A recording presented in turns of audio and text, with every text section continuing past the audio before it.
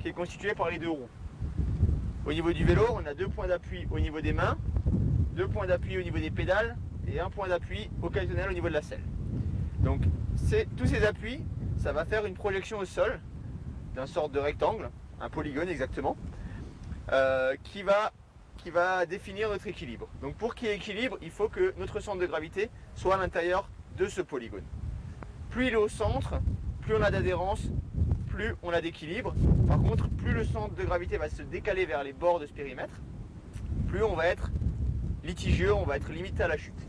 Donc, dans un dévers, ce qui va se passer sur notre vélo, donc on a nos points d'appui, les roues, les mains, les pédales et la selle.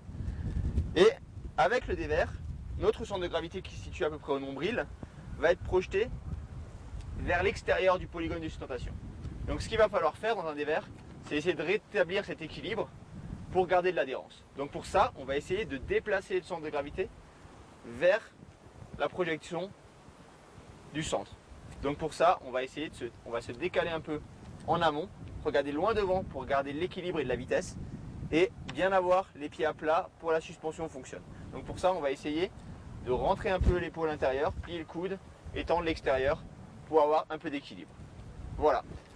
Donc on va mettre ça en action.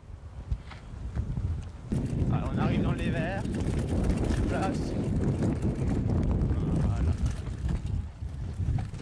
Et vous voyez, ça passe très bien comme ça. Alors ce qu'il ne faut pas faire, c'est surtout ne pas regarder en aval. Il ne faut pas regarder en bas. Il faut regarder où on veut aller, voir un peu au-dessus pour que le corps se déplace automatiquement. En fait, le vélo va où le regard va. Voilà. Et ensuite, pour finir, si jamais vous n'avez vraiment pas d'autre solution, la technique du chien qui pisse, on sort le pied comme ça et on fait comme on peut. Voilà.